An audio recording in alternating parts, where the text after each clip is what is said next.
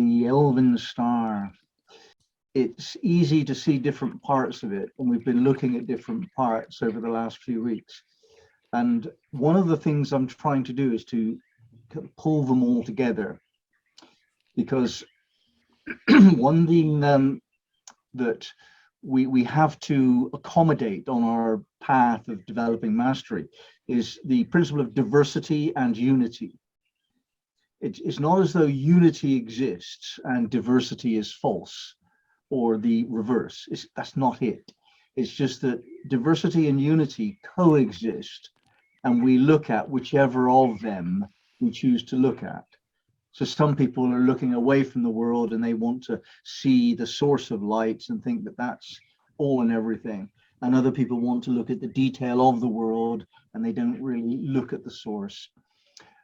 But I think that mastery depends upon our being able to do both of those things. Not necessarily at the same time, not at the beginning, but to do either of them.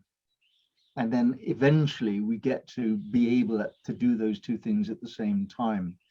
Now, what that means in non-philosophical terms, in terms of our everyday life experience, is that we have some kind of ability to see all of the details of a situation and the overview simultaneously. Or if not simultaneously, then really quite quickly, and changing from one to the other so quickly that it's as good as simultaneous. This is kind of what Gemini does. If you want to understand Gemini, it's that they can do two things, not at the same time, even though it looks as though that's happening. They do two things sequentially and then go back again and back again and back again, really, really quickly. Think, feel, think, feel, think, feel, me, you, me, you, me, you, really, really quickly. So they kind of shimmer, and that's why they're not going to be decisive in any moment, particularly because there's the other point of view. And what we're training ourselves, that's the mystery that we're learning, which is a Gemini mystery.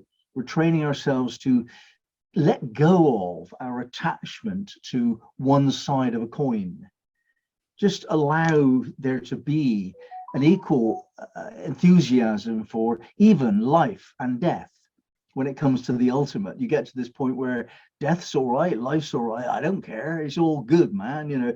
And like relationship or non-relationship, you know, this situation or that situation, another situation that's undetermined.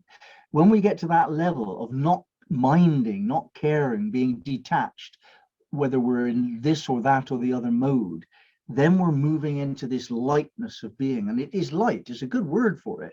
It means we're buoyant, and it means we're spiritual. It's an interesting word that, like Richard was discussing that with me earlier, the word, light duties was the phrase he used. And like we say, light duties are not burdensome, we could do those. But what about the duty to be light?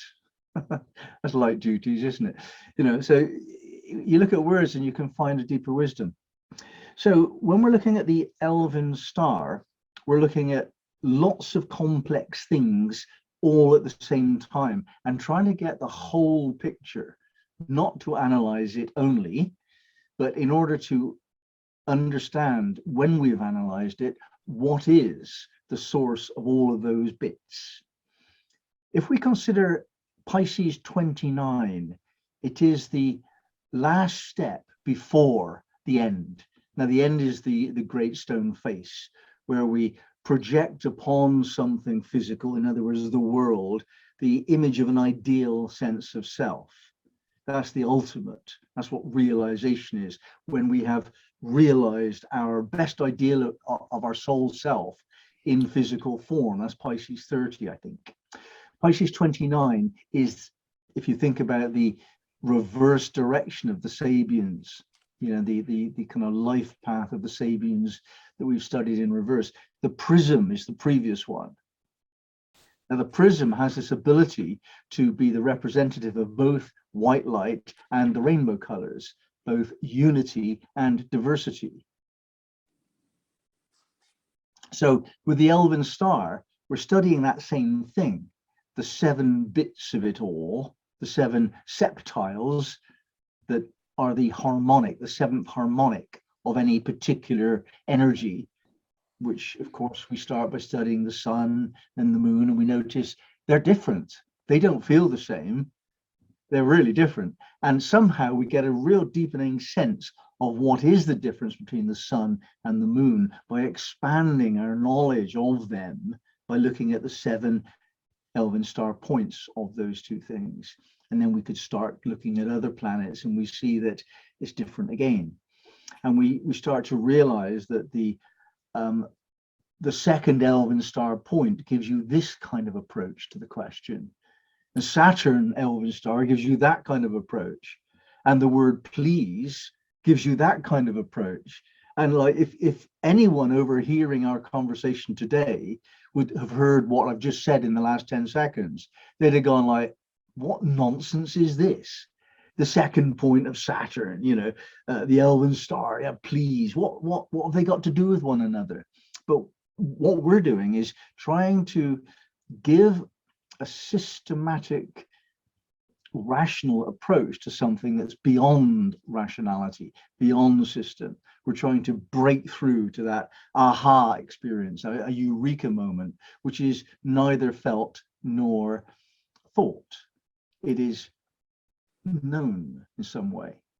And that's the level of life in the fast lane. If you get to that level of being, and somebody said, well, did you think that or feel that? You don't know. Was that a decision or a response? You don't know.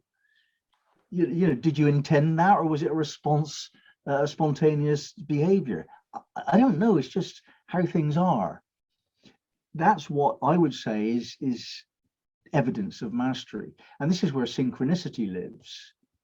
You go downtown because you feel like a cup of coffee, and you meet somebody important, and then your whole life moves off in a different direction. That happens all of the time to so many of us nowadays, and we're trying to make it all the more so. So we turn it around. Instead of being like surprised when it happens, we start to look for it. Why isn't it happening?